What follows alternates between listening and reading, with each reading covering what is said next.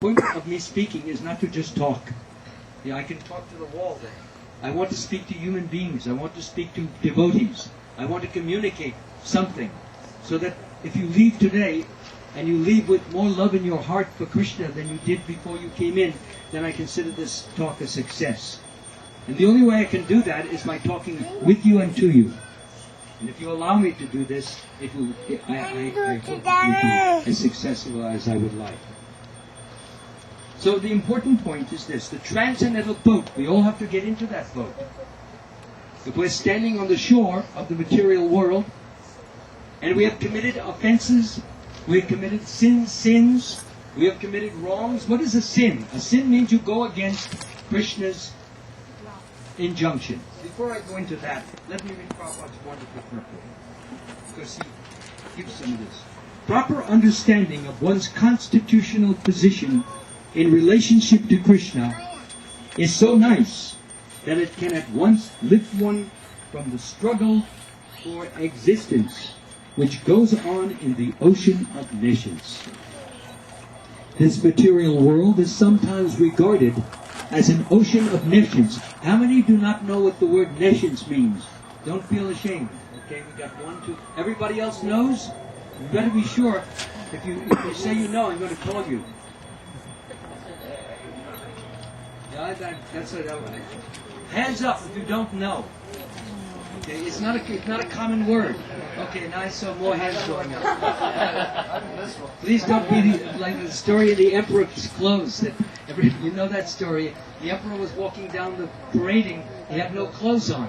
So the people who sold him that so-called clothes, the nakedness, they said to the populace, anyone who doesn't see those beautiful clothes that the king is wearing, he's stupid. So when the king walked down naked down the parade route, everyone was saying, oh, what beautiful clothes. Oh, how wonderful. Because they all wanted to appear intelligent. But a little baby, he was not so smart, and yet he was smarter than all of them. He was saying, what do you mean what clothes? The king is naked. How can he, what are you talking about? So everybody looked at and the mother said, shh, shh, shh, I don't want you to think everything. You think you're stupid. So the point is that we don't have to, in the Krishna consciousness, if you don't know anything and you admit it, then you know everything. Because that is the position of the humble devotee. He's not here to put on a show of his knowledge. He's here rather to learn and always learn, no matter how high, how great. Even Vyasadeva, Narada Muni, they're always begging at the feet of the Lord for guidance and direction. And that is the position of the devotee. So, okay, I've just given a whole lecture on being humble with respect to words. Nescience means ignorance. Okay? Darkness.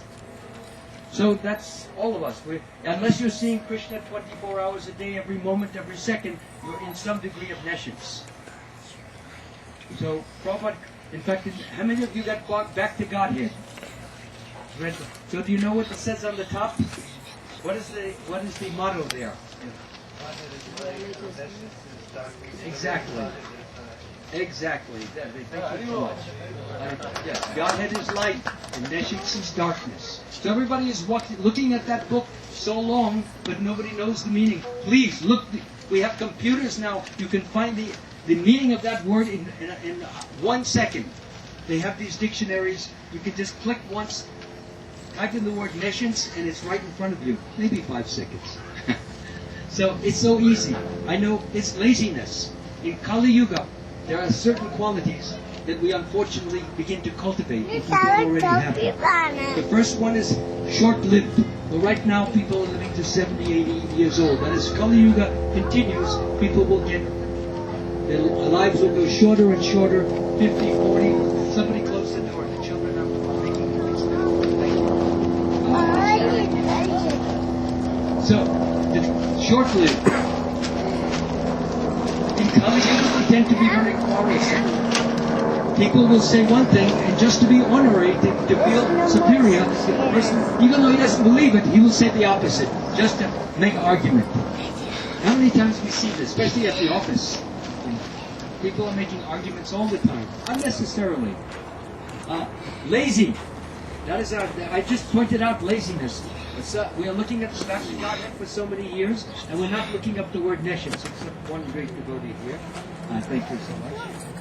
So, therefore, please, don't be lazy. I know some of you have PhDs and MAs, and who am I? I dropped out. So who am I to tell you? But yes, by Krishna's grace. And there are many shlokas which help us to get to that point. But ultimately, if you just remember, I must remember Krishna, I must never forget Krishna, and if you have a picture of Krishna, or you remember his name, Krishna, as often as possible, you're on the way. And Krishna will see your effort, and he will respond to your effort in the heart. I talked all about that yesterday, about how Krishna responds to our efforts within. So, getting on to the point of the